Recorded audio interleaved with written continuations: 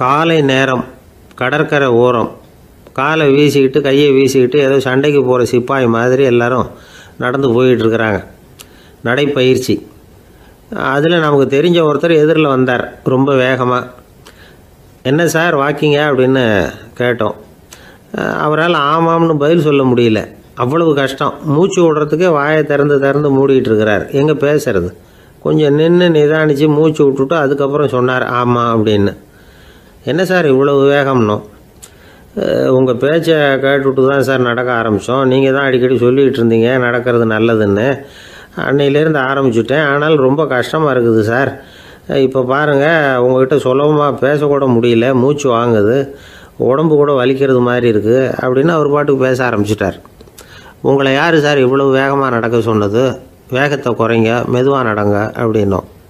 நீங்கள் நடக்கிறதுனால என்னென்ன சௌகரியம்னு அன்றைக்கி சொன்னீங்களே தவிர சௌகரியமாக நடக்கிறது எப்படின்னு சொல்லலையே அப்படின்னார் அவர். இன்னமும் லேசாக மூச்சு வாங்கிக்கிட்டே சொன்னால் கூட இவர் சொல்கிறதுலே ஒரு நியாயம் இருக்குது. அதனால் இந்த நடைப்பயிற்சி பண்ணுறவங்க கவனிக்க வேண்டிய சில முக்கியமான குறிப்புகள் இருக்குது. அது என்னென்னங்கிறத அவங்க தெரிஞ்சுக்கணும். அது தெரிஞ்சு வச்சுக்கிறது நல்லது. இதெல்லாம் மருத்துவ நிபுணர்கள் சொல்கிற குறிப்புகள். அவங்க என்ன சொல்கிறாங்க தெரியுமா? உங்கள் வயசு 40க்கு மேலேயா? உங்கள் எடை இருக்க வேண்டியதை விட 10 கிலோ அதிகமாக இருக்குதா? நீங்கள் புகை பிடிக்கிறவரா? இதய நோய், இரத்த நாள நோய், உயர் இரத்த அழுத்தம் இப்படி ஏதாவது உங்களுக்கு உண்டா? அப்படின்னா நீங்கள் உங்கள் இஷ்டத்துக்கு வரிஞ்சு கட்டிக்கிட்டு நடைப்பயிற்சி பண்ண ஆரம்பிச்சிடாதீங்க.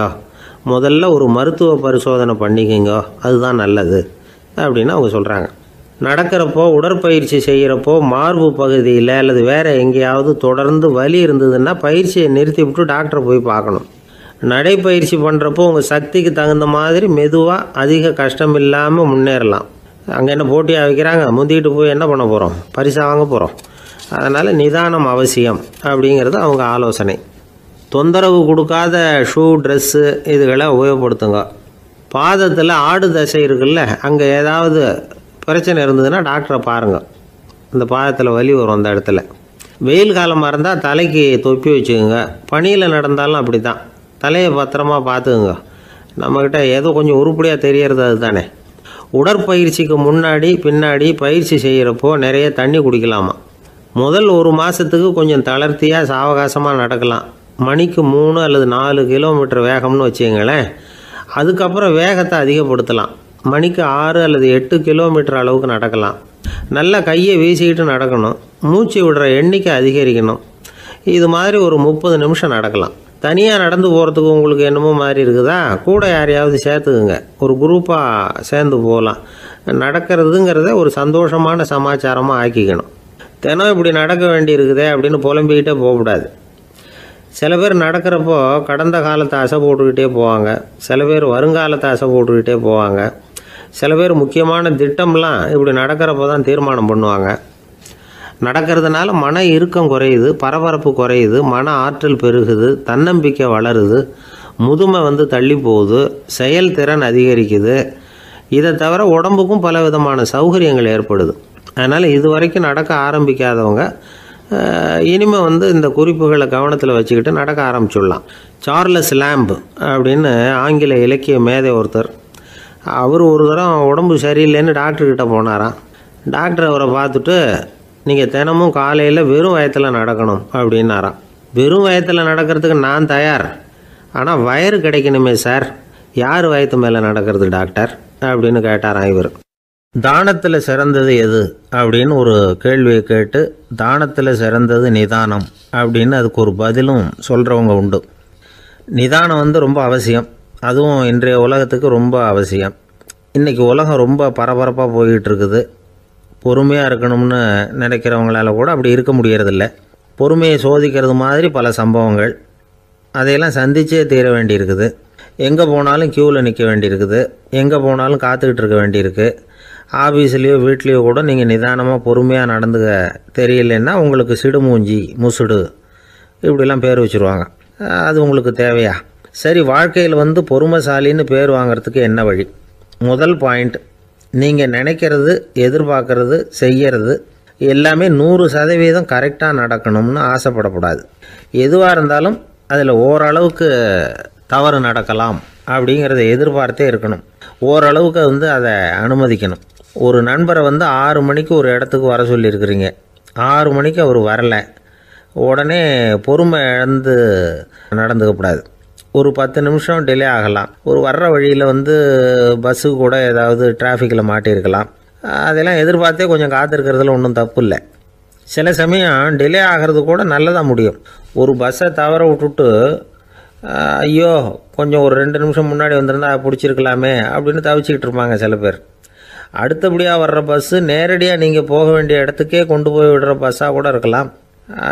அது உங்களுக்கு முன்னாடி தெரியாதுல்ல. சில நெருக்கடியான சூழ்நிலைகளை தமாஷா எடுத்துக்கிறதுக்கு பழகிக்கணும். சில இடங்களுக்கு போகிறப்ப காத்திருக்கிறதுக்கு நம்ம மனசை தயார்படுத்திக்கிட்டே போகணும். ஒரு ரயிலுக்கோ பஸ்ஸுக்கோ அல்லது விமானத்துக்கோ கப்பல் பிரயாணத்துக்கோ போகிறப்போ அங்கே போய் நீங்கள் மணிக்கணக்கில் கூட காத்துக்கிட்டு தான் இருக்கணும். புறப்படுற நேரம் கூட மாறலாம்.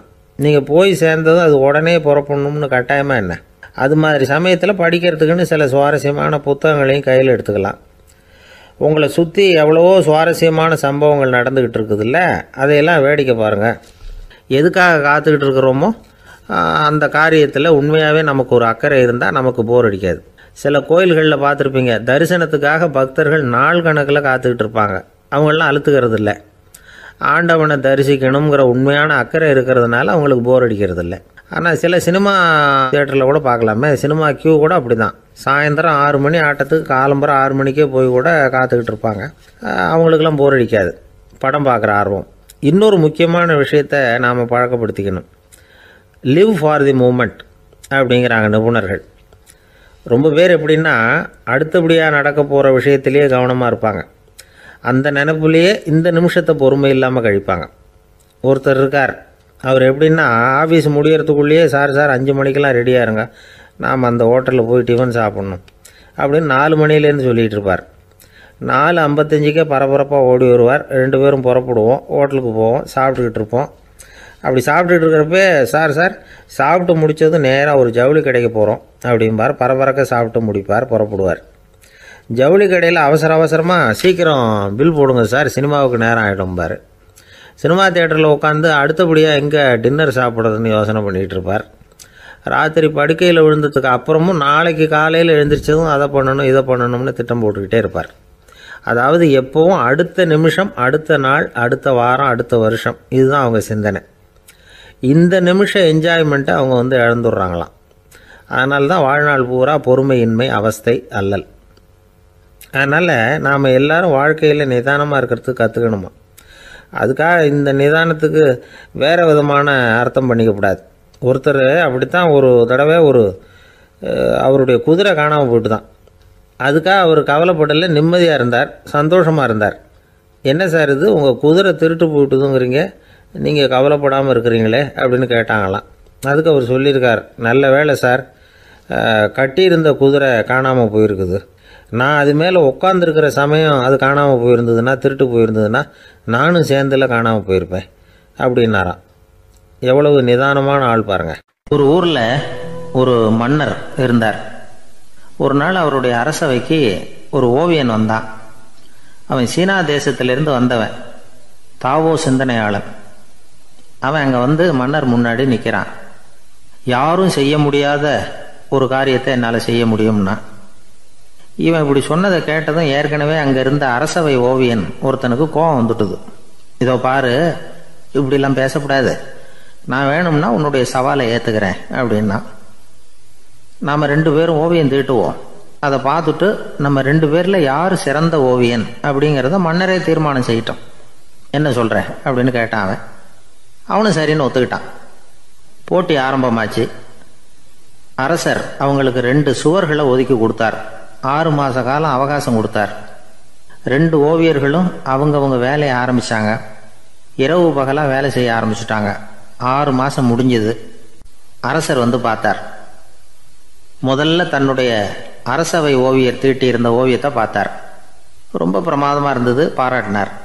இதோ பாரு, உன்னுடைய ஓவியம் அற்புதமாக இருக்குது, உயிரோட்டம் உள்ளதாக இருக்குது, கலையின் உச்சமே இதுதான், இதை விட சிறந்த ஒரு ஓவியத்தை வேற யாராலையும் படைக்க முடியாது அப்படின்னார். அதுக்கப்புறம் அந்த சீன ஓவியன்கிட்ட போனார். எங்கே உன்னுடைய ஓவியம்னு கேட்டார்.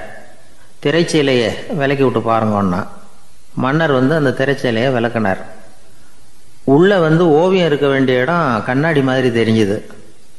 அவன் அந்த 6 மாத காலமாக அந்த சுவரை தேய்ச்சி தேய்ச்சி கண்ணாடி மாதிரி ஆக்கி வச்சிருக்கிறான். அதுக்கு நேராக எதிர் சுவரில் அரசவை ஓவியம் தீட்டின ஓவியம் இருக்குது. அது எதிரில் இருந்த இந்த கண்ணாடியில் பட்டு பிரதிபலிக்குது. மன்னர் யோசனை பண்ண ஆரம்பித்தார். அப்புறம் அந்த சீன ஓவியனை பார்த்து கேட்டார், இதை பாரு, நீ என்னுடைய ஆளை தோற்கடிச்சுட்ட அப்படிங்கிறதுல சந்தேகம் இல்லை.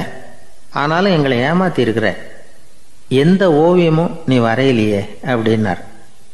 அரசே, இதுதான் உண்மையான ஓவியம், உயிருள்ள ஓவியம்.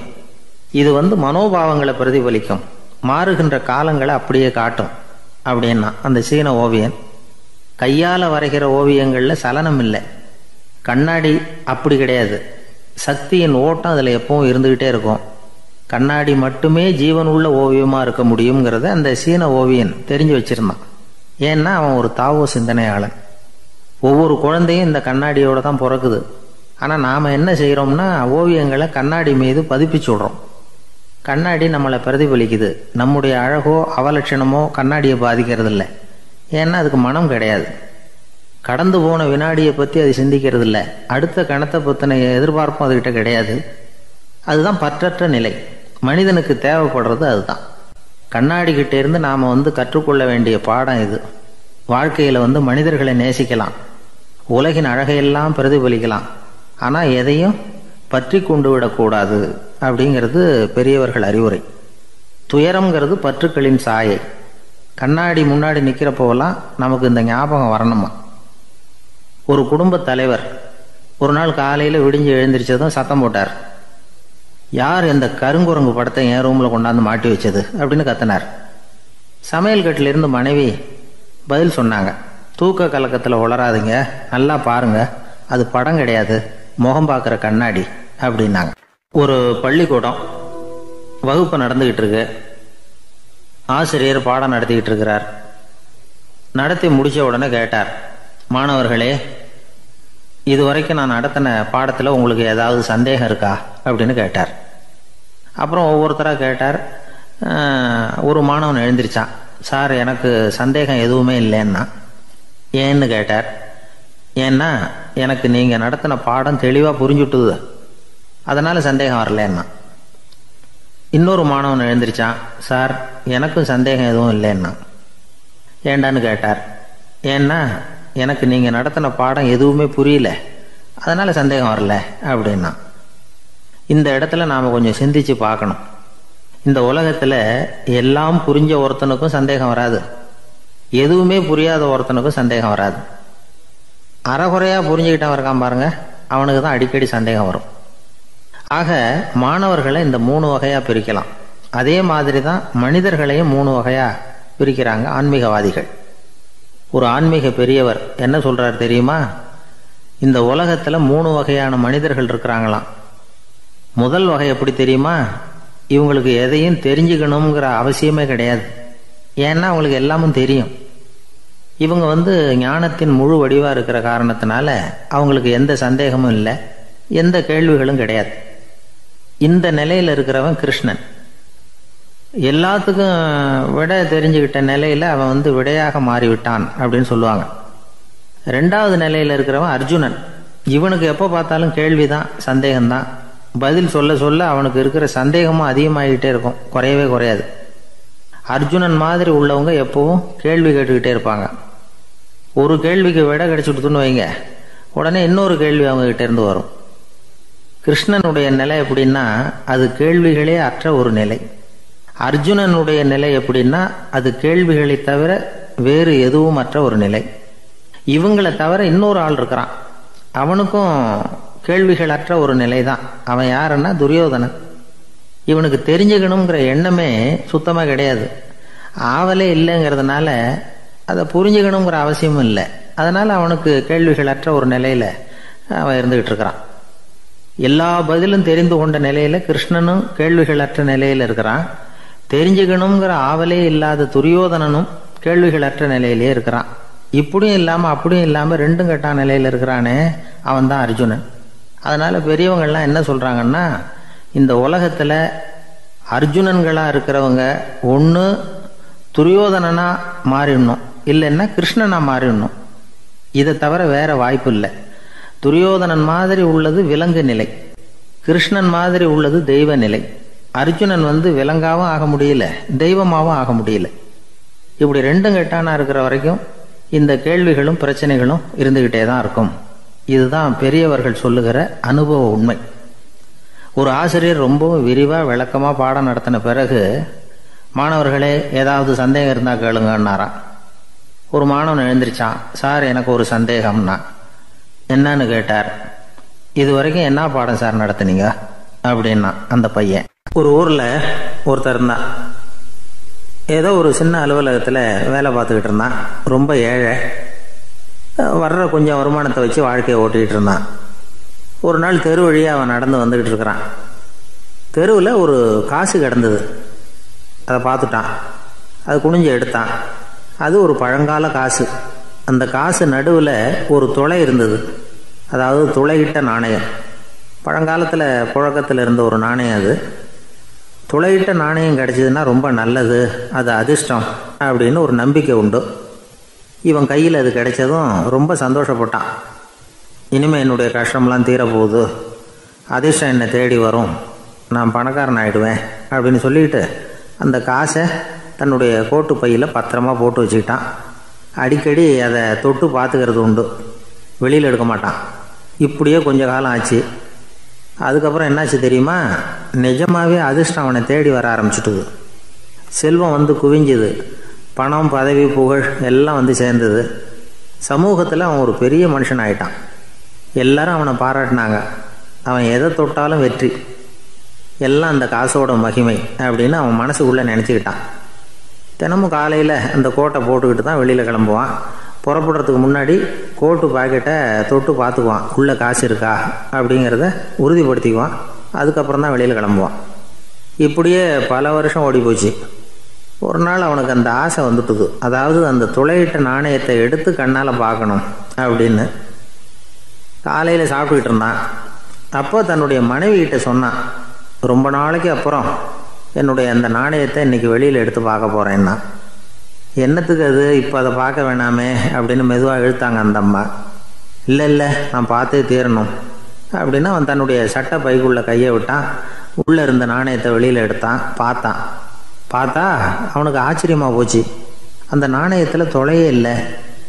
என்ன ஆச்சு அப்படின்னு சொல்லி அவன் ரொம்ப குழம்பி போயிட்டான். இப்போ அந்த அம்மா சொன்னாங்க, நான் தான் ஒரு நாள் உங்கள் கோட்டு ரொம்பவும் தூசியாக இருக்கேன்னு சொல்லி அதை ஜன்னலுக்கு வெளியில் உதறினேன். உள்ளே இருந்த அந்த காசு அப்போ எனக்கு தெரியாது, ஞாபகத்தில் இல்லை. அது தெருவில் விழுந்துட்டது போல இருக்கு. அதுக்கப்புறம் எவ்வளவோ தேடி பார்த்தேன், கிடைக்கல. அதுக்குள்ளே அதை யாரோ எடுத்துகிட்டு போயிட்டாங்க போல இருக்கு. அது இல்லைங்கிறது உங்களுக்கு தெரிஞ்சால் வருத்தமாக இருக்குமேங்கிறதுக்காக நான் தான் வேற ஒரு நாணயத்தை எடுத்து சட்டை பைக்குள்ளே வச்சுட்டேன் அப்படின்னு விவரத்தை சொன்னாங்க அந்த அம்மா. இது எப்போ நடந்ததுன்னு கேட்டான். உங்களுக்கு அந்த காசு கிடைச்சதே அன்னைக்கு மறுநாளே இது நடந்து போச்சு அப்படின்னாங்களாம். இதை கொஞ்சம் யோசனை பண்ணி பாருங்க. அவனுக்கு அதிர்ஷ்டத்தை கொடுத்தது அந்த நாணயம் இல்லை, அவனுடைய நம்பிக்கை, அதாவது தன்னம்பிக்கை. அதுதான் வேலை செஞ்சிருக்கு. இதிலிருந்து நாம் தெரிஞ்சுக்க வேண்டியது என்னன்னா, வாழ்க்கையில் முன்னேற நினைக்கிறவங்களுக்கு தன்னம்பிக்கை ரொம்ப முக்கியம். அது இல்லைன்னா முன்னேற முடியாது. ஒருத்தன் சொன்னானா, நான் எப்போவுமே என்ன தான் சார் நம்புவேன், மற்றவங்கள நம்ப மாட்டேன்.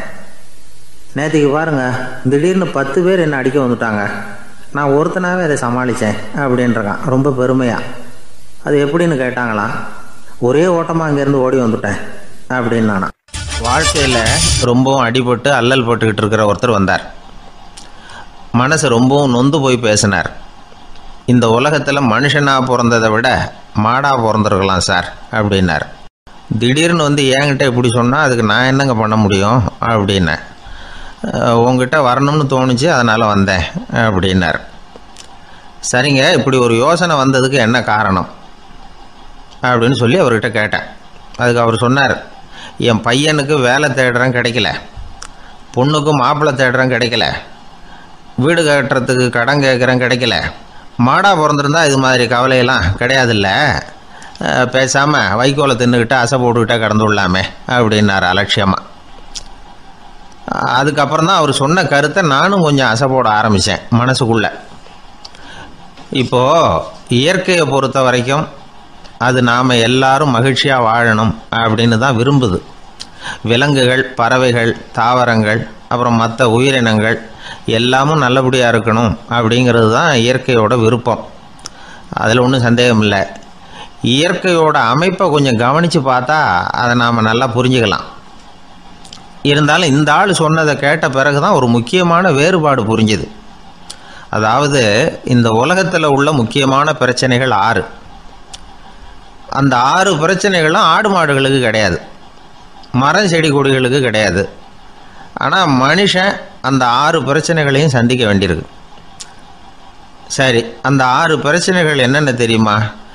முதல்ல இந்த ஆடு மாடுலாம் நமக்குன்னு சொந்தமாக ஒரு வீடு இல்லையே அப்படின்னு கவலைப்பட்டுக்கிட்டு இருக்கிறதில்ல.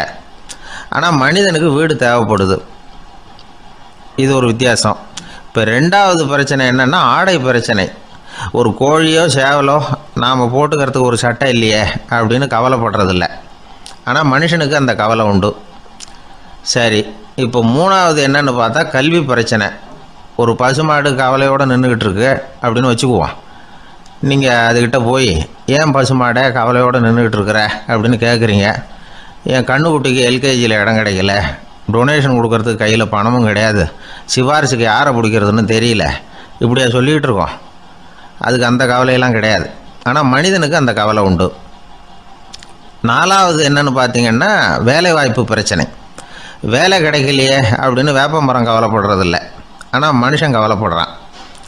5வது என்னன்னு பார்த்தா கல்யாண பிரச்சனை. எருமை மாடு பசுமாடு எல்லாம் பொண்ணுக்கு மாப்பிள்ளை தேடிட்டாலே இது பேப்பரில் மணமகன் தேவை அப்படின்னு விளம்பரமாக கொடுக்குது, அதெல்லாம் கிடையாது. 6வது என்னன்னு பார்த்தீங்கன்னா பணம் சம்பந்தமான பிரச்சனை. ஆடு மாடுலாம் பணத்தை சேமிக்கணும்னோ ஏதாவது நிதி நிறுவனத்தில் முதலீடு பண்ணணும்னோ நினச்சிக்கிட்டு இருக்கிறதில்ல. பணத்தை எப்படி காப்பாற்றுறது அப்படிங்கிற கவலையும் அதுகளுக்கு கிடையாது. குதிரை குளம்போடு பிறக்குது, அதனால் அது காடு மேடெல்லாம் கவலை இல்லாமல் தெரியலாம். ஆடு உடம்பில் ரோமத்தோடு பிறக்குது, அதனால் அது குளிரை பற்றி கவலைப்பட வேண்டிய அவசியம் இல்லை. ஆனால் மனுஷனை பார்த்திங்கன்னா அவன் தான் ஒன்றும் இல்லாமல் பிறக்கிறான். ஏன் இந்த பாகுபாடு அப்படின்னு கேட்டால் இதை பற்றி கொஞ்சம் சிந்திச்சு பார்க்கணும்.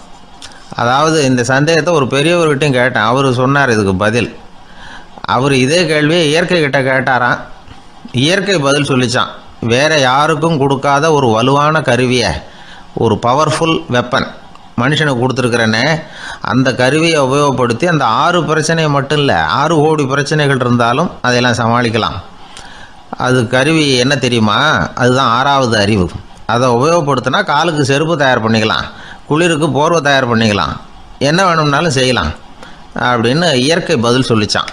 அதனால் நாம் செய்ய வேண்டியது என்னென்னா இயற்கையை முதல்ல சரியாக புரிஞ்சுக்கணும். இயற்கையின் படைப்பையே நாம் சரியாக புரிஞ்சுக்கிறது இல்லையே, அதுதான் வேதனை. இந்த கதையை கேளுங்க. இப்போ நகரத்திலேருந்து ஒரு ஆள் கிராமத்துக்கு வந்தான். அங்கே ஒரு சிறுவன் மாடு மேய்ச்சிக்கிட்டு இருந்தான். நகரத்து ஆள் சொன்னான், எவ்வளோ அழகான பசு, அது சரி இதுக்கெல்லாம் ஏன் கொம்பு இல்லைன்னா. இதுக்கு அந்த பையன் பதில் சொன்னான், பசுமாட்டுக்கு கொம்பு இல்லாததுக்கு பல காரணங்கள் உண்டு. கண்ணுக்குட்டியாக இருந்தால் கொம்பு இருக்காது, பசு வளர்ந்து பெருசானதுக்கு அப்புறம் தான் கொம்பு முளைக்கும், இது ஒரு காரணம். சில சமயம் வளர்கிற கொம்பை எடுத்து விடுறது உண்டு, அது ஒரு காரணம். ஆனால் இதுக்கு ஏன் கொம்பு இல்லைன்னு கேட்குறீங்க. அதுக்கு என்ன காரணம்னா இது பசு இல்லை குதிரை அப்படின்னானா. கத்தியை தீட்டாதே புத்தியை தீட்டு அப்படின்னு ஒரு பெரியவர் புத்தி சொன்னார். அதை கேட்ட ஒரு இளைஞன், அது எப்படி பெரியவரை புத்தியை தீட்டுறது? கத்தியை தீட்டுன்னு சொன்னால் ஒரு கருங்கல்லில் கத்தியை தேய்க்கலாம், புத்தியை தீட்டுன்னு சொன்னால் எப்படி தலையை கொண்டுட்டு போய் தரையில் தேய்ச்சிக்கிட்டு இருக்க முடியுமா அப்படின்னா. அந்த பெரியவர் உடனே புரிஞ்சுக்கிட்டார், இந்த இளைஞனுக்கு புத்தி கூர்மை கம்மி அப்படிங்கிறத புரிஞ்சுக்கிட்டார். அது சரி, அறிவுக்கும் புத்திசாலித்தனத்துக்கும் என்ன வித்தியாசம்? இது ஒரு முக்கியமான கேள்வி. அறிவுன்னா என்ன, புத்திசாலித்தனம்னா என்ன? இதே கேள்வியை சாக்ரட்டிஸ் கிட்ட அவருடைய சீடன் ஒருத்தன் கேட்டானான். ஐயா, அறிவுக்கும் புத்திசாலித்தனத்துக்கும் என்னங்க வித்தியாசம் அப்படின்னு கேட்டிருக்கான். சாக்ரட்டிஸ் நிமிர்ந்து பார்த்துருக்கிறார் அந்த சீடனை. அதுக்கப்புறம் சொன்னாராம், நான் சொல்கிறேன் உன்னுடைய கேள்விக்கு பதில், ஆனால் அதுக்கு முன்னாடி நீ ஒரு காரியம் பண்ணணும்னாரான். என்னங்க செய்யணும் சொல்லுங்கன்றிருக்கான். அதோ பாரு ஒரு பெரியவர் உட்காந்துருக்கிறாரு, அவர்கிட்ட போ, இங்கேருந்து பக்கத்தில் இருக்கிற அந்த கிராமத்துக்கு போய் சேர எவ்வளவு நேரம் ஆகும் அப்படின்னு கேட்டுட்டு வா அப்படி சொன்னார் சாக்ரட்டிஸ். சரின்னு சொல்லிவிட்டு இவன் போனான். அந்த பெரியவர் முன்னாடி போய் நின்னான்.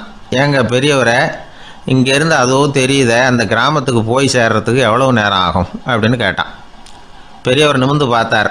ஆனால் பதில் எதுவும் சொல்லலை. இவன் மறுபடியும் ஒரு தடவை அதே கேள்வியை அவர்கிட்ட கேட்டான். என்னங்க, நான் கேட்குறது உங்கள் காதில் விழுதா? அந்த கிராமத்துக்கு போய் சேர்றதுக்கு எவ்வளோ நேரம் ஆகும் அப்படின்னு சொல்லி மறுபடியும் கேட்டான். அப்பவும் அவர் பதில் சொல்லலை. உடனே அவன் மனசுக்குள்ளே முடிவு பண்ணிக்கிட்டான். சரி, பெரியவர் ஒரு மாதிரியாக தெரிகிறார், புத்தி சுவாதீனம் சரியில்லாத ஒரு மாதிரி தெரியுது அப்படின்னு நினச்சிக்கிட்டே வந்த வழியிலே திரும்பி வந்துட்டான். கொஞ்சம் தூரம் நடந்திருப்பான். இப்போ அந்த பெரியவர் மறுபடியும் கூப்பிட்டார். இளைஞனே இப்படி வாடினார். இவனுக்கு ஒன்றும் புரியல. மறுபடியும் திரும்பி நடந்தான். அவர் முன்னாடி போய் நின்னான். பெரியவர் சொன்னார், தம்பி, இங்கேருந்து அந்த கிராமத்துக்கு போய் சேர்றதுக்கு 5 நிமிஷம் ஆகும் அப்படின்னார். இப்போ அந்த இளைஞன் அந்த முதியவரை ஒரு மாதிரியாக பார்க்க ஆரம்பித்தான். அதுக்கப்புறம் கொஞ்சம் யோசித்தான். பிறகு அவர்கிட்டே கேட்டுட்டான், ஏங்க பெரியவரை, இதே பதிலை அப்போவே என்கிட்ட சொல்லியிருக்கலாமே, என்னை திரும்பி போன்னு சொல்லிவிட்டு பாதி தூரம் போனதுக்கப்புறம் மறுபடியும் கூப்பிட்டு அதுக்கப்புறம் இப்படி சொல்கிறீங்களே, இது நியாயமா அப்படின்னா. பெரியவர் சிரித்தார். அதுக்கப்புறம் சொன்னார், ஏன்பா, நீ எவ்வளவு வேகமாக நடக்கிறேங்கிறத பார்க்காம நீ கிராமத்துக்கு போய் சேர வேண்டிய நேரத்தை எப்படி என்னால் சொல்ல முடியும்? அதனால தான் உன்னை கொஞ்சம் தூரம் நடக்க விட்டு உன்னுடைய நடையின் வேகம், அந்த கிராமம் இருக்கிற தூரம் ரெண்டையும் கணக்கு போட்டு அதுக்கப்புறம் நேரத்தை சொன்னேன்னார். சீடன் வந்து தலை குனிந்தான். அப்படியே திரும்பி வந்து சாக்ரட்டிஸ் முன்னாடி நின்னான். சாக்ரட்டிஸ் இப்போ சொல்கிறார், தம்பி, அதுக்கு பேர் தான் புத்திசாலித்தனம். இந்த அறிவு கூர்மை வந்து எல்லா இளைஞர்களுக்கும் வரணும் அப்படிங்கிறதுக்காகத்தான் கத்தியை தீட்டாத புத்தியை தீட்டு அப்படின்னு பெரியவங்கள்லாம் சொல்லிகிட்டு இருக்கிறாங்க. புத்தியை தீட்டுறவங்கெல்லாம் வாழ்க்கையில் அறிவாளியாகிறாங்க, தீட்டாதவங்க கோமாளியாகிறாங்க. இதுதான் இன்றைக்கி நடக்கிறது. அதனால் அறிவு கூர்மைங்கிறது வேற. இந்த காலத்து ஆசாமி ஒருத்தர் இன்னொருத்தரை பார்த்து கேட்டார், ஏங்க, ஒரு விமானம் இங்கேருந்து புறப்பட்டு 2 மணி நேரத்தில் மதுரைக்கு போய் சேருது. நல்லா கவனிங்க, ஒரு விமானம் இங்கேருந்து புறப்பட்டு 2 மணி நேரத்தில் மதுரைக்கு போய் சேருது அப்படின்னா என்னோடய வயசு என்னன்னு கேட்டார். இவர் கேட்குறதுல ஏதாவது அர்த்தம் இருக்கா? அதாவது இங்கேருந்து புறப்பட்டு 2 மணி நேரம் ஆகுது மதுரைக்கு போகிறதுக்கு, அப்படின்னா என் வயசு என்னன்னு கேட்குறாரு. இதை கேட்ட உடனே அவர் பதில் சொன்னார், அப்படின்னா உங்களோட வயசு 20 அப்படின்னார். எப்படிங்க அவ்வளவு கரெக்டாக சொன்னீங்க அப்படின்னு கேட்டார். வேறு ஒன்றும் இல்லை, எங்கள் பக்கத்து வீட்டில் ஒரு முழு பைத்தியம் இருக்குது, அதோட வயசு 40, அப்படின்னா உன் வயசு 20 தான் இருக்கணும் அப்படின்னார். அரை பைத்தியம்னு முடிவு பண்ணிக்கிட்டார். அதனால் வாழ்க்கையில் அறிவு கூர்மைங்கிறது ரொம்ப அவசியம். அந்த புத்திசாலித்தனம் இருக்கிறவங்க வாழ்க்கையில் வெற்றி பெறுவது நிச்சயம். ஒரே ஒரு ஊரில் ஒரு ராஜா இருந்தார். அவர் பேரில் மக்களுக்கு ரொம்ப மரியாதை. அவ்வளவு நல்லா ஆட்சி புரிஞ்சுக்கிட்டு வந்தார். அவருக்கு வயசாயிட்டுது. அதனால் ஒரு நாள் அமைச்சரை கூப்பிட்டார். இதை பாருங்கள், எனக்கு வயசாயிட்டுது, அதனால் இந்த அரச பொறுப்பையெல்லாம் நீங்கள் ஏற்றுக்குங்க அப்படின்னார். அதுக்கப்புறம் ராணியை கூப்பிட்டார். வா, நாம் இனிமேல் இங்கே இருக்க வேணாம், காட்டுக்கு போய் தவம் பண்ணலாம் அப்படின்னு கூப்பிட்டார். இந்த செய்தி மக்களுக்கு அறிவிக்கப்பட்டது. மக்கள் உடனே கூட்டம் கூட்டமாக அரண்மனைக்கு வர ஆரம்பிச்சுட்டாங்க. மன்னரை போய் பார்க்குறாங்க. அரசே, தாங்கள் வந்து எங்களுக்கு தந்தை மாதிரி, நீங்கள் காட்டுக்கு போயிட்டால் நாங்கள்லாம் இங்கே எப்படி இருக்க முடியும்? எங்களுக்கெல்லாம் எந்த துன்பமும் இல்லாமல் பார்த்துக்கிட்டு வர்றீங்க. இது மாதிரியான ஒரு அரசாட்சி இல்லைன்னா மக்கள் வந்து வாழ்ந்து என்ன பயன் அப்படின்னாங்க. இருந்தாலும் என்ன பண்ணுறது, வயசாயிட்ட காரணத்தினால இந்த முடிவுக்கு வர வேண்டியிருக்குது அப்படின்னாரா ராஜா. அப்படின்னா நீங்கள் காட்டுக்கு போக வேணாம், நாங்கள் போகிறோம். நாங்கள் அங்கே போய் தவம் பண்ணுறோம், வழிபாடு பண்ணுறோம், கடவுள் வருவார், அவர்கிட்ட வரம் வாங்கிட்டு வந்துடுறோம் அப்படின்னாங்களாம். அப்படி சொல்லிவிட்டு உடனே எல்லாரும் காட்டுக்கு போனாங்க.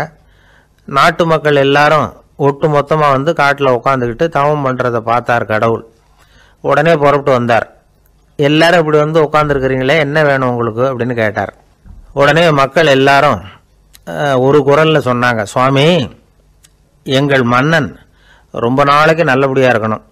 அவர் வந்து மகிழ்ச்சியாகவும் உடல் நலத்தோடும் இருந்தால் தான் நாங்கள் அமைதியாக வாழ முடியும் அப்படின்னாங்க.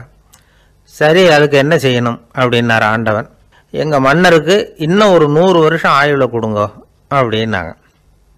அவ்வளவு தானே, சரி அப்படியே ஆகட்டும் அப்படின்னு சொல்லிவிட்டு ஆண்டவன் போயிட்டார். மக்கள் மகிழ்ச்சியோடு திரும்பி வந்தாங்க. மன்னா, கடவுள் வரம் கொடுத்துட்டார், நீங்கள் 100 வருஷம் வாழ போகிறீங்க அப்படின்னாங்க. இதை கேட்டதும் ராணி ராஜாவை வணங்கி நான் தவம் செய்ய போகிறேன் அப்படின்னு புறப்பட்டாங்க. உடனே மக்கள் என்ன நினச்சாங்க தெரியுமா? ஐயோ, நாம் ராஜாவுக்கு மட்டும்தானே நீண்ட ஆயுள் வேணும்னு வரம் வாங்கினோம், ராணிக்கு வாங்கலையே, அதுதான் கோபத்தில் புறப்பட்டாங்க போல இருக்கு அப்படின்னு நினச்சி வருத்தப்பட்டாங்க. ஆனால் ராணி நினச்சது அது இல்லை. ராணி போய் தவம் பண்ணாங்க, கடவுள் காட்சி கொடுத்தார். இவங்க கேட்குறாங்க, சுவாமி, ராஜாவுக்கு மட்டும் 100 வருஷம் ஆயுள்னு வரம் கொடுத்துட்டீங்க, அப்படின்னா குடிமக்களும் 100 வருஷம் இருக்கணும். இப்படிப்பட்ட குடிமக்கள் இல்லைன்னா அப்படிப்பட்ட அரசன் இருந்து என்ன பிரயோஜனம் அப்படின்னாங்களாம். ஆண்டவன் பார்த்தார், சரி அவங்களும் 100 வருஷம் வாழ்வாங்க, அது மட்டும் இல்லை நீயும் 100 ஆண்டு காலம் வாழ வரமளிக்கிறேன் அப்படின்னு சொல்லிவிட்டு மறைஞ்சிட்டார். இதில் ஆண்டவன் வர்றதும் மறையிறதும் முக்கியம் இல்லை. இதில் கவனிக்க வேண்டியது ஆள்கிறவனின் விசால மனம், குடிமக்களின் விசால மனம், ஆள்கிறவன் மனைவியினுடைய விசால மனம். இப்படி ஒரு நாடு இருந்துட்டுதுன்னா எப்படி இருக்கும் வாழ்க்கை நினச்சி பாருங்கள். அதனால தான் பெரியவங்கள்லாம் சொல்கிறாங்க, இதய வாசல் திறந்தே இருக்கணும், இதயத்தின் கதவுகளை மூடாதீங்க அப்படின்னு சொல்லுவாங்க. என்கிட்ட ஒருத்தர் சொன்னார், என்னுடைய இதய வாசல் எப்பவும் திறந்தே தான் இருக்குதுன்னார். எதனால் அப்படி சொல்கிறீங்க அப்படின்னு கேட்டோம். டாக்டரே சொல்லிவிட்டார், என்னுடைய இதயத்தில் ஒரு ஓட்டை இருக்குது அப்படின்னு, வால்வு சரியில்லையா அப்படிங்கிறார். ஒரு ஊரில் ஒரு ராஜா இருந்தார். அவர் அடிக்கடி காட்டுக்கு வேட்டையாட போவார். சில நண்பர்களையும் கூட அழைச்சிக்கிட்டு போவார். காட்டுக்கு போனதும் ஆளுக்கு ஒரு பக்கமாக போய் வேட்டையாடுவாங்க. சாயந்தரமாக திரும்பி வருவாங்க. மறுநாள் அரண்மனையில் உட்காந்து ஒவ்வொருத்தரும் அவங்க அனுபவங்களை எல்லாம் சொல்லிக்குவாங்க. அவங்க வீரத்துக்கு தகுந்த மாதிரி பரிசை அந்த ராஜா கொடுப்பார். இது மாதிரி ஒரு தடவை எல்லாரும் வேட்டைக்கு போயிட்டு திரும்பி வந்ததும் உட்காந்து பேச ஆரம்பிச்சிருக்கிறாங்க. ஒருத்தன் சொன்னான், தன்னுடைய வீர தீர செயலை பற்றி அளக்க ஆரம்பிச்சிட்டான். ஏன்னா அதுக்கு பரிசு கிடைக்க போகுதில்ல, அதனால். அவன் என்ன சொன்னான் தெரியுமா? அரசே, நேற்றுக்கு காட்டில் என்னாச்சு தெரியுமா? எனக்கு நேராக ஒரு சிங்கம் வாயை திறந்துக்கிட்டு வந்துட்டுது. நான் பயப்படவே இல்லை. உடனே ஒரு கல்லை எடுத்து குறி பார்த்து வீசினேன். சிங்கத்து வாய்க்குள்ளே போய் அந்த கல் மாட்டிக்கிட்டுது. அவ்வளவுதான். அந்த சிங்கம் என்னை பார்த்துட்டு பயந்துட்டு ஒரே ஓட்டமாக திரும்பி ஓடி போயிட்டுது அப்படின்னா. ஆஹா பலே அப்படின்னு எல்லாரும் கை தட்டினாங்க. ரெண்டாவது ஆள் ஒருத்தன் எழுந்திரிச்சான். அவன் சொல்ல ஆரம்பித்தான், அரசே, நான் போன வழியில் 2 பெரிய மலைப்பாம்பு கிடந்தது, என்னை மூங்கிறதுக்கு வந்தது. நான் என்ன பண்ணேன் தெரியுமா? அந்த 2 பாம்போட வாலையும் ஒன்றா சேர்த்து முடிச்சு போட்டுட்டேன். அவ்வளவுதான். அது அங்கே இழுக்க இது இங்கே இழுக்க முடிச்சு நல்லா இறுகி போட்டுது அப்படின்றான். ஆஹா அற்புதம்னு சொல்லி எல்லாரும் கை தட்டினாங்களாம். அடுத்தபடியாக 3வது ஆள் ஒருத்தன் வந்தான். அவன் சொல்ல ஆரம்பித்தான், மன்னா, நான் போன பாதையில் குறுக்க ஒரு ஆறு, அதில் இறங்கி குளித்தேன். யாரோ காலை பிடிச்சி இழுக்கிறது மாதிரி இருந்தது. திரும்பி பார்த்தா ஒரு பெரிய முதலை. நான் உடனே அப்படியே ஒரு துள்ளல் துள்ளி அது முதுகில் போய் உக்காந்துக்கிட்டேன். அதை அப்படியே கரைக்கு நீந்த வச்சேன். கரைக்கு வந்து சேர்ந்ததும் அப்படியே ஒரே துள்ளி குதித்து கரைக்கு வந்துட்டேன் அப்படின்றான். அவன் தன்னுடைய வீரத்தை அப்படி சொல்லியிருக்கான். அடடா எப்பேற்பட்ட வீரம் அப்படின்னு எல்லாரும் கை தட்டினாங்களாம். 4வது ஆள் எழுந்திரிச்சான். மன்னா, நான் போன இடத்துல ஒரு கரடி வந்து என்னை துரத்த ஆரம்பிச்சுட்டுது. நான் ஒரு மலை உச்சிக்கு வந்துட்டேன். அதுக்கப்புறம் ஒரு அடி எடுத்து வச்சாலும் அதில் பாதாளத்தில் விழ வேண்டியது தான். அந்த நேரம் பார்த்து ஒரு பெரிய ராட்சச கழுகு அந்த பக்கமாக பறந்து வந்தது. நான் உடனே அப்படியே உயர எழும்பி அந்த கழுகோட காலை பிடிச்சிக்கிட்டேன். அப்படியே தொங்கிக்கிட்டே வந்தேன். ஒரு நல்ல இடம் வந்ததும் தொப்புன்னு கீழே குதிச்சு நடந்து வந்துட்டேன்னா. இதுக்கும் எல்லாரும் கை தட்டுறாங்க. கடைசியாக ஒரு ஆள் எழுந்திரிச்சான். அரசே, நான் வந்து போன வழியில் ஒரு பெரிய யானை குறுக்க வந்தது. பயங்கரமாக சத்தம் போட்டுக்கிட்டே வந்தது. நான் பயந்து ஓடலை. உடனே என்ன பண்ணேன் தெரியுமா? அந்த யானையோட வாலை பிடிச்சி தூக்கினேன். தலைக்கு மேலே தூக்கி கரன்னு சுற்றினேன். வேகமாக சுற்றி வீசி எறிஞ்சேன். அவ்வளவுதான். அதே ஸ்பீடில் அந்த யானை மேலே போக ஆரம்பிச்சுட்டுது. இன்னும் கூட அது போய்கிட்டே தான் இருக்குது, கீழே விழவே இல்லைன்னா. இதை கேட்டதும் ராஜாவுக்கு கோபம் வந்துட்டுது. என்ன முட்டாள்னு நினச்சிக்கிட்டு பேசுறியா? யானையை வந்து நீ வாழை பிடிச்சி தூக்குன, அதை நான் நம்பணுமா அப்படின்னார். உடனே இவன் பணிவாக பதில் சொன்னான். அரசே, ஒரு சிங்கத்து வாயில கல் மாட்டிக்கிட்டதை நம்புறீங்க, மலைப்பாம்பு வாழை பிடிச்சி முடிச்சு போட்டதை நம்புறீங்க, முதல்ல முதுகில் சவாரி பண்ணதையும் நம்புறீங்க, கழுகு காலை பிடிச்சிக்கிட்டு பறக்கிறதையும் நம்புறீங்க. அப்படி நம்புறப்ப நான் சொன்னதை மட்டும் நம்பக்கூடாதா அப்படின்னு கேட்டானான். பொய் சொன்னவங்கெல்லாம் தலையை தொங்க போட்டுக்கிட்டாங்களாம். ராஜா அவங்கள பார்த்து சொன்னாராம், நீங்கள் எல்லாரும் என்னை முட்டாளாக்கி இருக்கிறீங்க. கடைசியாக பேசின இவன் தான் எனக்கு உண்மை எது பொய் எதுங்கிறத புரிய வச்சிருக்கிறான். இவன் தான் உண்மையான தைரியசாலி அப்படின்னு சொல்லி அவனுக்கே பரிசையெல்லாம் கொடுத்து பாராட்டினாராம். இப்படி ஒரு கதை. உண்மையை நிலைநாட்டுகிறவன் தான் உண்மையான வீரன் அப்படிங்கிறத இதிலிருந்து நாம் புரிஞ்சுக்கணும். இந்த காலத்துல எல்லாம் பொய் சொன்னாதான் பிழைக்க முடியுங்கிறது ஒரு சில பேரோட நம்பிக்கை. ஒரு அப்பாவுக்கு தன் மகனுக்கு பொய் சொல்ல தெரியலையேங்கிற கவலை. பொய் சொன்னாதான் இந்த உலகத்தில் பிழைக்கலாம், ஆனால் இவனுக்கு அது தெரியலையே, அதனால் இவனை அழைச்சிட்டு போய் நடுக்கடலில் விட்டுட்டு வந்துடுவோம் அப்படின்னு அழைச்சிட்டு புறப்பட்டான். கடற்கரைக்கு போனான். மகனுக்கு சந்தேகம், எங்கேப்பா என்னை அழைச்சிட்டு போகிறேன்னு கேட்டிருக்கான். கடலில் மீன் பிடிக்க கற்றுக் கொடுக்க போகிறேன் உனக்கு அப்படின்னானா. நான் ஏற்கனவே மீன் பிடிச்சிட்டேனேன்னானா இவன் மகன். எங்கே அதுன்னு கேட்டிருக்கான் அப்பங்காரன். சுட்டு சாப்பிட்டுட்டேன்னு இருக்கான் புள்ள.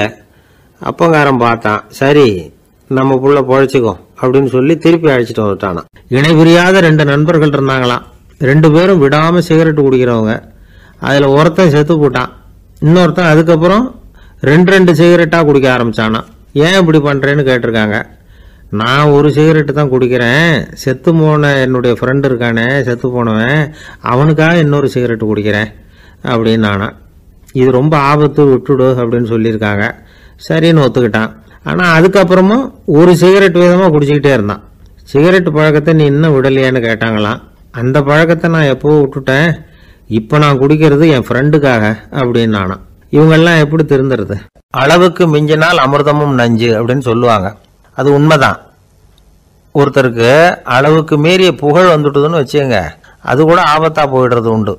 பழங்காலத்துல எல்லாம் கிரேக்க தேசத்தில் ஒரு பழக்கம் உண்டாம். அதாவது யாராவது ஒருத்தரை நாடு கடத்தணும்னா அதுக்கு ஒரு வழி உண்டு. அதாவது ஒருத்தரை நாடு கடத்தணும்னு மக்கள் விரும்புகிறாங்கன்னு வச்சுங்களேன், அவர் பேரை ஒரு மண்பாண்ட ஓட்டுச்சில்லில் எழுதி அதை ஒரு குறிப்பிட்ட பொது இடத்துல போட்டுற வேண்டியது, அவ்வளவுதான். இது மாதிரி பல பேர் போட்டுக்கிட்டே இருப்பாங்க. எல்லாம் அப்படியே குவிஞ்சு போயிடும்.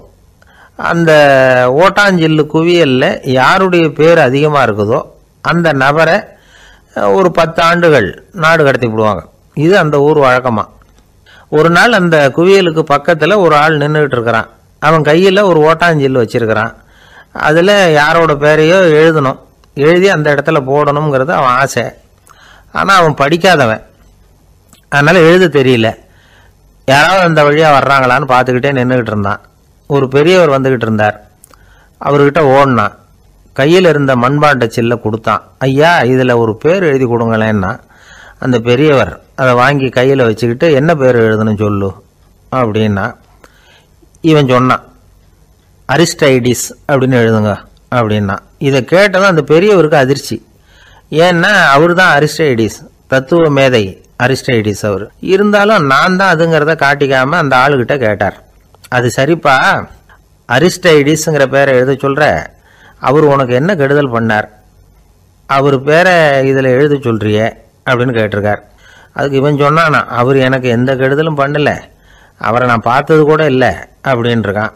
அப்புறம் எதுக்காக அவரை நாடு கடத்தணும்னு நீ ஆசைப்படுற அப்படின்னு கேட்டிருக்கார்.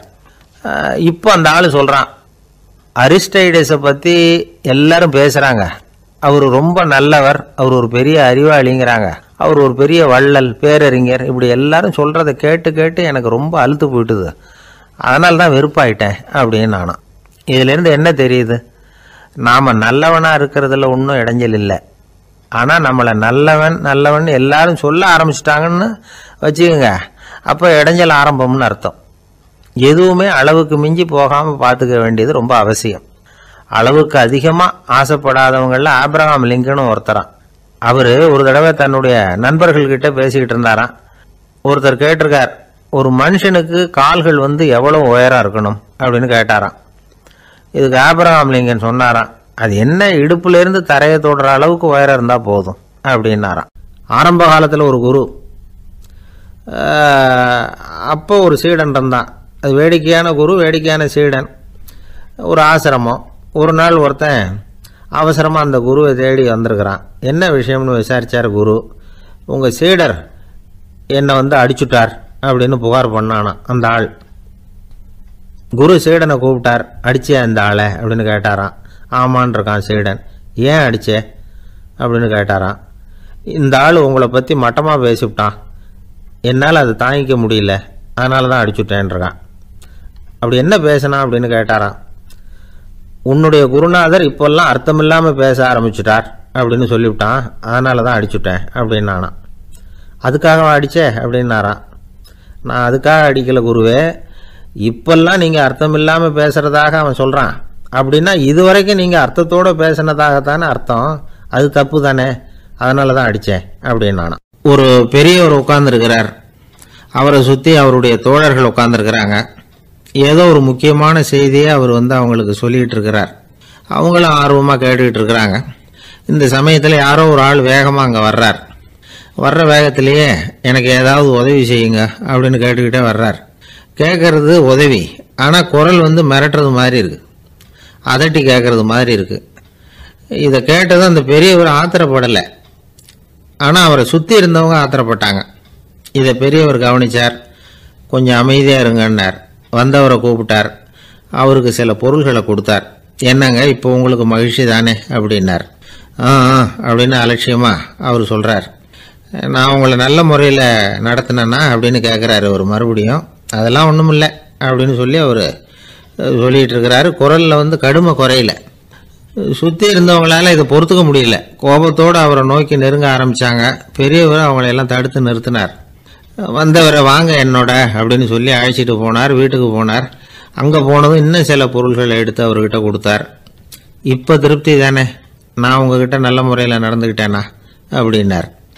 அவர் முகம் இப்போ தான் கொஞ்சம் மலர்ந்தது.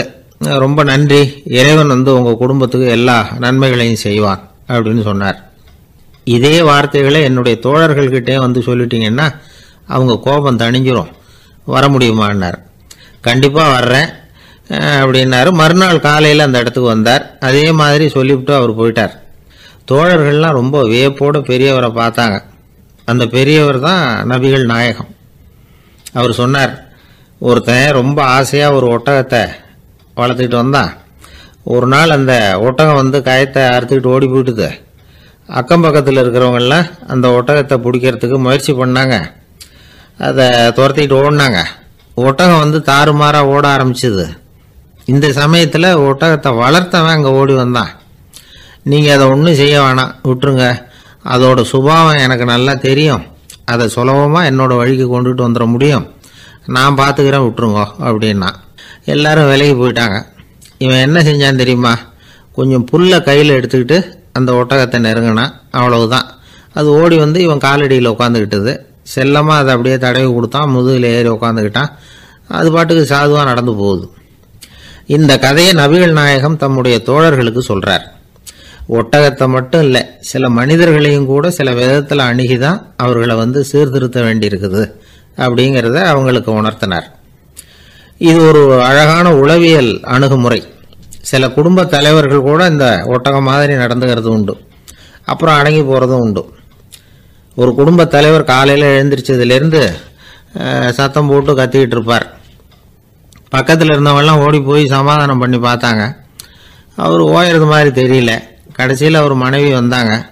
நீங்கள் எல்லாம் விலைக்கு போயிடுங்க, அவர் சுபாவம் எனக்கு தெரியும், நான் பார்த்துக்கிறேன் அப்படின்னாங்க. சரின்னு எல்லாரும் போயிட்டாங்க. சாயந்தரமாக பார்க்குறாங்க, அவர் சத்தம் இல்லாமல் ஒரு மூலையில் உட்காந்துருக்கிறார். ரொம்ப சாதுவா. ஆச்சரியமாக இருந்தது. என்னம்மா பண்ணீங்கன்னு கேட்டாங்க. அது ஒன்றும் இல்லைங்க, ஒரு வேளை சாப்பாட்டை நிறுத்தினேன், பட்னி போட்டேன், அவ்வளவுதான் அப்படின்னாங்க அந்த அம்மா. ஒரு ஜென் துறவி, அவருக்கு ரொம்ப வயசாயிட்டுது, கடைசி காலம். நண்பர்களெல்லாம் கூப்பிட்டார். நண்பர்களே, நான் வித்தியாசமான முறையில் சாகணும்னு ஆசைப்படுறேன், அதுக்கு ஏதாவது யோசனை சொல்லுங்களேன் அப்படின்னு கேட்டாராம். நண்பர்கள் சிரித்தாங்க. என்ன பேச்சு பேசுகிறீங்க, சாவறதுங்கிறது என்ன விளையாட்டுத்தனமான காரியமா அப்படின்னு கேட்டிருக்காங்க. அந்த துறவி கொஞ்ச நேரம் யோசனை பண்ணார். அப்புறம் கேட்டாராம், இது வரைக்கும் யாராவது நடந்துக்கிட்டே இறந்துருக்குறாங்களா அப்படின்னாராம். எல்லாரும் இல்லைன்னாங்களாம். ஒருத்தர் மட்டும் சொல்லியிருக்கார். அப்படியும் ஒருத்தர் இறந்துருக்கிறதாக ஒரு கதையில் படிச்சிருக்கிறேன், ஒரு ஞானியால் தான் அப்படியெல்லாம் செய்ய முடியும் அப்படின்னு அவர் சொன்னாராம். சரி, அப்படின்னா அந்த முறை நமக்கு வேணாம், நின்றுக்கிட்டே யாராவது உயிரை விட்டுருக்காங்களா அப்படின்னு விசாரிச்சாராம். அப்படியும் ஒருத்தர் இறந்துருக்கிறார் அப்படின்னாங்களாம். மறுபடியும் அந்த துறவி யோசனை பண்ணியிருக்கிறார். ஏதாவது வித்தியாசமான முறையில் நாம் போகணும் அப்படிங்கிறது அவருடைய விருப்பம். மனிதன் எப்படி வாழ்கிறானோ அப்படி இறப்பது தான் நல்லது. சரி, யாராவது தலைகீழாக யோகம் செய்யும் நிலையில் இறந்துருக்கிறாங்களா அப்படின்னு விசாரித்தாராம். நண்பர்கள் சிரித்தாங்க. தலைகீழாக நின்னபடி இறந்ததாக நாங்கள் கேள்விப்பட்டதே இல்லை, அது முடியாத காரியம் அப்படின்னு இருக்காங்க. இப்போ அந்த துறவிக்கு திடீர்னு உற்சாகம் வந்துட்டுது. உடனே எழுந்திரிச்சார், தலைகீழாக நின்னார், அப்படியே உயிரை விட்டுட்டார். அவ்வளோதான். அந்த மடாலயத்தில் ஒரே குழப்பம். எப்படி அவரை கீழே இறக்கி படுக்க வைக்கிறது அப்படின்னு புரியல. இப்படி உயிர் விடுறதை பற்றி அவங்க இதுவரைக்கும் கேள்விப்பட்டதும் இல்லை. உண்மையிலேயே இவர் இறந்து தான் போனாராங்கிறதும் தெரியல. சோதித்து பார்த்தாங்க. இதய துடிப்பு, நாடி துடிப்பு எல்லாம் நின்று போயிருந்தது. இவர் எப்பவும் இப்படி தான், என்ன பண்ணுறது இப்போது அப்படின்னு சொல்லி எல்லாரும் குழம்பிக்கிட்டு இருக்கிற சமயத்தில் ஒரு பெரியவர் யோசனை சொன்னார். இந்த துறவியோட மூத்த சகோதரி பக்கத்து மடாலயத்தில் இருக்கிறாங்க, அவங்கள இங்கே அழைச்சிட்டு வந்தால் ஏதாவது வழி கிடைக்கும் அப்படின்னார். அந்த அம்மாவுக்கு 90 வயசு. அழைச்சிட்டு வந்தாங்க. ஒரு குச்சியை ஊன்றிக்கிட்டு அப்படியே மெதுவாக நடந்து வந்தாங்க. தம்பி, தலைகீழாக நின்று உயிர் விட்டு இறக்கிறத பார்த்தாங்க. தம்பின்னு கூப்பிட்டு பார்த்தாங்க, ஒன்றும் காணோம். உடனே என்ன பண்ணாங்க, தன்னுடைய கைத்தடியால் தம்பியோட உடலை ஒரு தட்டு தட்டினாங்க. ஏப்பா, சாகிறப்பவும் உன்னுடைய குறும்புத்தனத்தை விடலையா? இப்படியாடா சாகிறது, ஒழுங்காக செத்து தொலை அப்படின்னாங்களாம். அவ்வளவுதான். உடனே அந்த துறவி திரும்பி நேராக நின்னார்.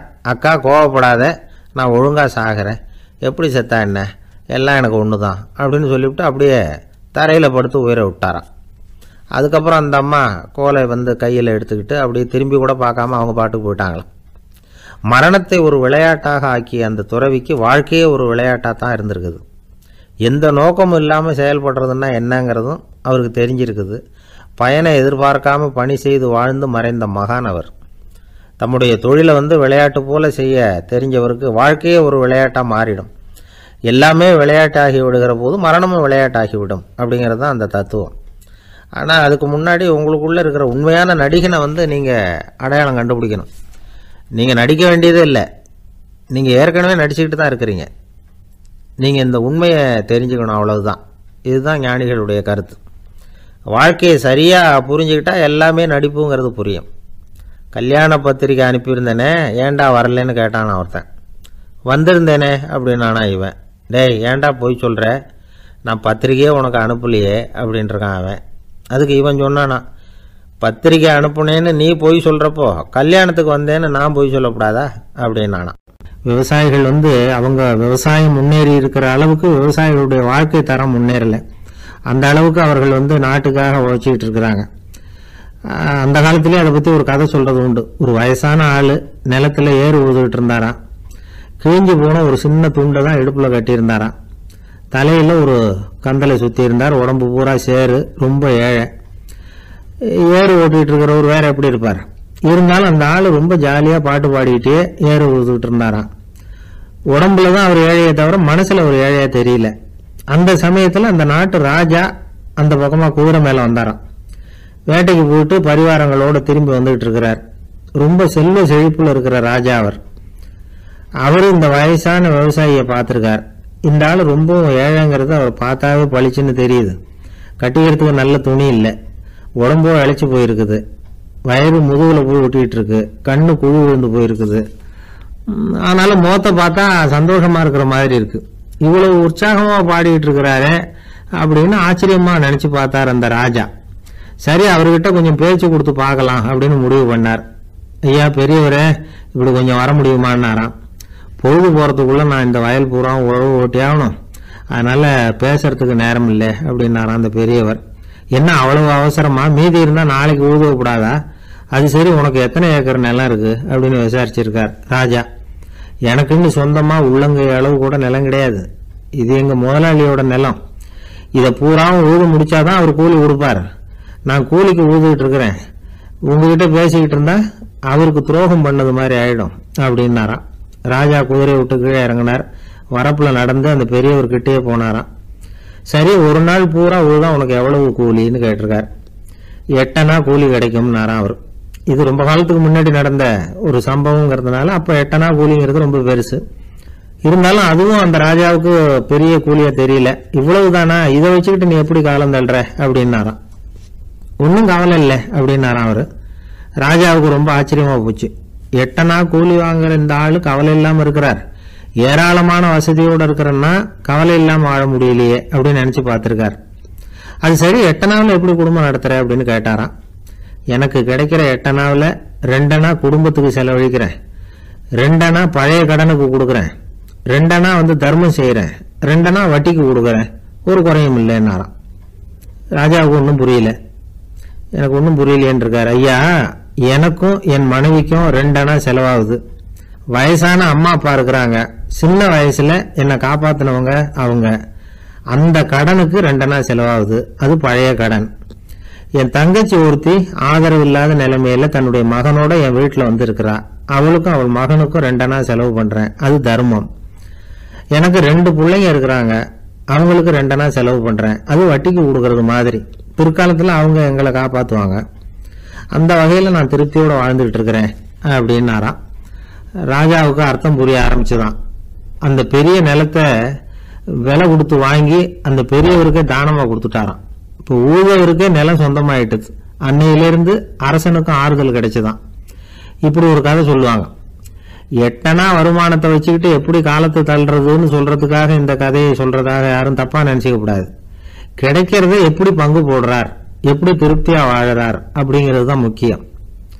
அது மாதிரி இன்றைக்கு இந்த பொங்கல் திருநாள்ல உழவர்கள் மனசு மகிழ்ச்சியா இருந்ததுன்னா அது எல்லாரும் மகிழ்ச்சியா இருக்கிறது மாதிரி அர்த்தம். அதனால அவர்கள்ட்ட இருந்து நாம பாடம் கத்துக்கணும். சில உழவர்கள் தங்கள் நிலத்துல விளையறத தாங்கள் சாப்பிட மாட்டாங்க, அடுத்தவங்கள்ட்ட வித்துட்டு சந்தையில போய் வேற அரிசி வாங்கிட்டு வந்துதான் இவங்க சாப்பிடுவாங்க. அப்படிப்பட்ட விவசாயிகள்லாம் இது உண்டு. பங்கிடுகிற பண்பை உழவர்கள்ட்ட இருந்து கற்றுக்கொள்ளுங்கள் அப்படிம்பாங்க. ஒரு ஆள் நிம்மதியா மகிழ்ச்சியா இருந்தானா, உங்க நிம்மதிக்கும் மகிழ்ச்சிக்கும் என்ன காரணம்னு கேட்டிருக்காரு இன்னொருத்தர். என்கிட்ட இருந்தது பூராவையும் என் பிள்ளைங்களுக்கு சமமா பங்கு போட்டு கொடுத்துட்டேன், எனக்குன்னு எதுவுமே வச்சுக்கல, அதுதான் நிம்மதிக்கு காரணம்னு இருக்கான். உங்ககிட்ட இருந்தது எவ்வளவு இருந்தது அப்படின்னு கேட்டிருக்காரு அவரு. மொத்தமா ஒரு 50,000 ரூபாய் இருக்கும் அப்படின்னு இருக்கான். அவ்வளவும் பணமாவே இருந்ததா அப்படின்னு கேட்டிருக்காங்க அவங்க. இல்லைங்க, அவ்வளவும் கடன், அதைதான் பிரிச்சு கொடுத்துருக்கேன் பிள்ளைங்க கிட்ட அப்படின்னு நானும். அவன் நம்பிக்கை இல்லைன்னா இந்த உலகத்துல நாம நடமாடவே முடியாது. அவநம்பிக்கையோடு இருந்துகிட்டு இருந்தா என்னைக்கும் அவஸ்தை தான். நாம நம்புறது நடக்குதோ இல்லையோ அது வேற விஷயம். ஆனா எதையும் நம்பி தான் நாம அடி வைக்க வேண்டியிருக்கு. வேற ஒன்றும் வேணாம், ஒரு லாட்ரி சீட்டு வாங்குறோம், அது எங்க நமக்கு விழப்போகுது அப்படிங்கிற அவநம்பிக்கையோடவா வாங்குறோம். பரிசு நமக்கு தான் அப்படிங்கிற நம்பிக்கை உள்ளூர இருக்கிறதுனால தான் அதை வாங்குறோம். இருந்தாலும் முடிவு வேற மாதிரி ஆயிடுது, அதுக்காக மனசு சோர்ந்து போறதில்ல, அடுத்த மாசமும் சீட்டு வாங்குறோம். இந்த நம்பிக்கை தான் மனித வாழ்க்கைக்கு ஆதாரம். ஒரு கடையில் போய் டீ சாப்பிட்றீங்க, அந்த டீ நல்ல டீ தானா, அதில் விஷம் கலந்துருக்குமா அப்படிங்கிற சந்தேகம் வந்துட்டுதுன்னு வச்சுங்க. அதுக்கப்புறம் அதை எப்படி நீங்கள் சாப்பிட முடியும்? நம்பி தான் சாப்பிட்ணும். ரயில் ஒழுங்காக போய் சேருங்கிற நம்பிக்கை இருக்கிறதுனால தான் அதில் ஏறி உட்காடுறோம். லெட்டர் ஒழுங்காக போய் சேருங்கிற நம்பிக்கை இருக்கிறதுனால தான் பெட்டியில் போடுறோம். சரி, நம்ம கதையெல்லாம் நம்மளோட இருக்கட்டும். மனித நம்பிக்கை எந்த அளவுக்கு உறுதியாகவும் அறிவுபூர்வமாகவும் இருக்கணுங்கிறதுக்கு அலெக்சாண்டர் வாழ்க்கையில் நடந்த ஒரு சம்பவத்தை உதாரணமாக சொல்லலாம். இந்த உலகத்தையே ஜெயிக்கணும்னு புறப்பட்டார் அலெக்சாண்டர். ஒரு கட்டத்தில் அவர் சிட்னஸ் நதி கரைக்கு சேர்ந்தார். அந்த சமயத்தில் அவருக்கு கடுமையான நோய் வந்துட்டுது. அவர் கூடவே வந்திருந்த கிரேக்க வைத்தியர்கள் என்னென்னமோ முயற்சியெல்லாம் பண்ணி பார்த்தாங்க. இருந்தாலும் அலெக்சாண்டருக்கு வந்திருக்கிறது என்ன நோய்ங்கிறத அவங்களால கண்டுபிடிக்க முடியல. ஏன்னா அந்த பகுதியில் உள்ளவங்களுக்கு மட்டுமே அதிகமாக வரக்கூடிய ஒரு வினோதமான நோயாக இருந்தது அது. ஆனால் அவர் இருக்கிற இடம் எதிரியோட இடம், பாரசீக மன்னனோட ஆளுகைக்கு உட்பட்ட இடம். என்ன பண்ணுறது அப்படின்னு எல்லாரும் யோசனை பண்ணாங்க. பாரசீக மன்னனோட அரண்மனையில் இருக்கிற வைத்தியர் வந்தால் இந்த நோயை குணப்படுத்தி விடுவார் அப்படின்னு சொன்னாங்க. இருந்தாலும் எதிரியோட நாட்டில் இருக்கிற வைத்தியரை கூப்பிட்டு எப்படி நம்பி வைத்தியம் பார்க்க சொல்கிறது அப்படின்னு சொல்லி எல்லாரும் தயங்கினாங்க. ஆனால் அலெக்சாண்டர் தயங்கலை. பரவாயில்ல, அழைச்சிட்டு வாங்கன்னு விட்டார். உடனே அவரை போய் அழைச்சிட்டு வந்துட்டாங்க. அவர் வந்தார். அலெக்சாண்டர் உடம்பை பரிசோதனை பண்ணி பார்த்தார்.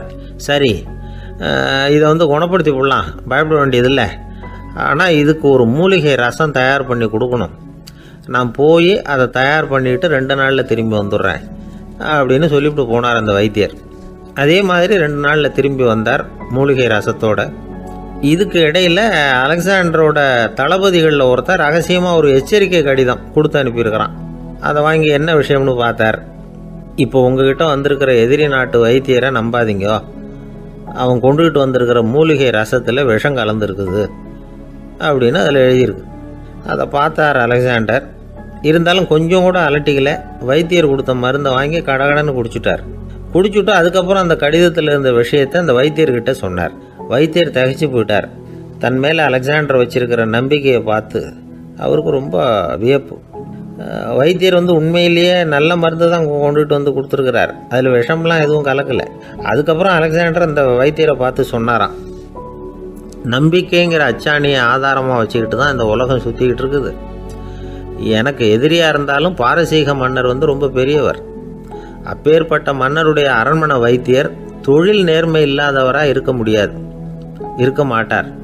அப்படி இருந்தால் அவரை அரண்மனை வைத்தியராக வச்சிருக்கவே மாட்டாங்க அப்படின்னு நம்பினேன். என்னுடைய நம்பிக்கை வீண் போகலை அப்படின்னாராம். இதுதான் மானுட நம்பிக்கைங்கிறது.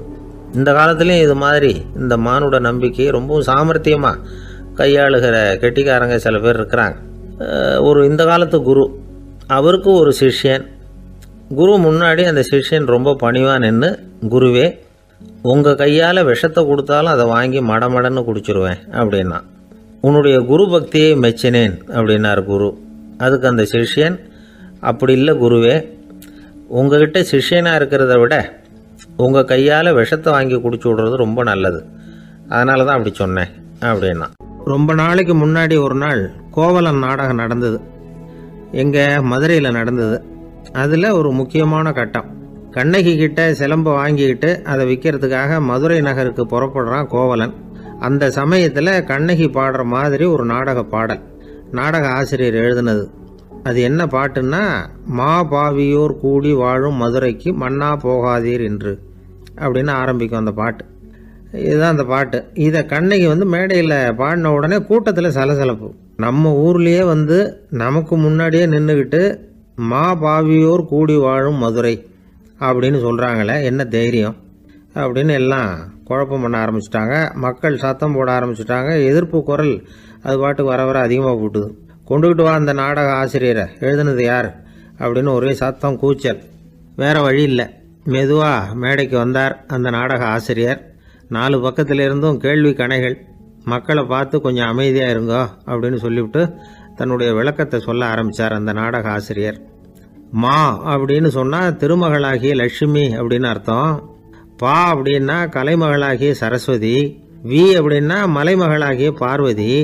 மா பாவியோர் அப்படின்னா திருமகளும் கலைமகளும் மலைமகளும், இவங்க மூவரும் அப்படின்னு அர்த்தம்.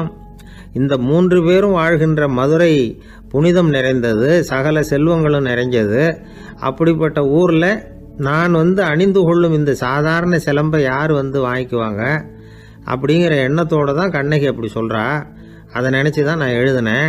ஆகவே மதுரையை ரொம்ப சிரமப்படுத்தணும், ரொம்ப மோசமாக எழுதணும் அப்படிங்கிற எண்ணம்லாம் எனக்கு கிடையாது. பெருமைப்படுத்தணும்னு நினச்சி தான் அப்படி எழுதினேன் அப்படின்னு விளக்கம் கொடுத்தாராம். இந்த விளக்கத்தை கேட்டதும் எல்லாரும் ரொம்ப சமாதானம் ஆயிட்டாங்களாம். இப்படி விளக்கம் கொடுத்த அந்த நாடக ஆசிரியர் யார் தெரியுமா? அவர் தான் தமிழ் நாடக உலகின் முதல் ஆசான் சங்கரதாஸ் சுவாமிகள். அவருக்கு நகைச்சுவை உணர்வும் அதிகம். 1920ஆம் ஆண்டு திருநெல்வேலியில் அவர் தங்கியிருக்கிறார் நாடகம் நடத்துறதுக்காக. அவர் தங்கியிருந்த வீட்டில் கொசு மூட்டைப்பூச்சி அதிகமாக இருந்திருக்கு. அவரால் தூங்கவே முடியல. அவர் அனுபவித்த தொல்லைகள் ஒரு பாட்டாக உருவாச்சு. வேடிக்கையாக ஒரு பாட்டு எழுதினாராம். மூட்டையும் கொசுவும் ஒரு வீட்டிலே மீட்டிங் போட்டால் முன்னே நிற்க யாரால் முடியும்? கொசு மோகன ராகம் போல சத்தம் போட்டு முன்னே நின்று செய்திடும் யுத்தம். இதை மறுநாள் நாடகத்தில் கோமாளி வேஷம் போட்ட ஒரு சிறுவனை விட்டு பாட வச்சிருக்காரு. எல்லாரும் சிரித்து ரசித்தாங்களாம். சங்கரதாஸ் சுவாமிகள் கல்யாணமே பண்ணிக்கல, துறவி மாதிரியே வாழ்ந்திருக்கார். தமிழ் நாடக கலைக்கு தன்னையே அர்ப்பணம் பண்ணிக்கிட்டவர் அவர். 1922 நவம்பர் மாதத்தில் ஒரு நாள் புதுச்சேரியில் அவர் வாழ்க்கை முடிஞ்சுது. அப்போ அவருக்கு வயசு 55. சங்கரதாஸ் சுவாமிகள் நாடக ஆசிரியர் மட்டும் இல்லை, மேடை நாடக இயக்குனர், தயாரிப்பாளர். அவரே ஒரு சிறந்த நடிகர். ஒரு தடவை சாவித்திரி நாடகத்தில் இவர் யமதர்மனா வேஷம் போட்டு நடிச்சிருக்கிறார். நாடகம் பார்த்துக்கிட்டு இருந்த கருவுற்ற ஒரு பெண்மணிக்கு பயத்தினால அங்கேயே குழந்தை பிறந்துட்டு தான். அந்த நிகழ்ச்சிக்கு அப்புறம் இவர் இந்த வேஷம் போடுறப்போலாம்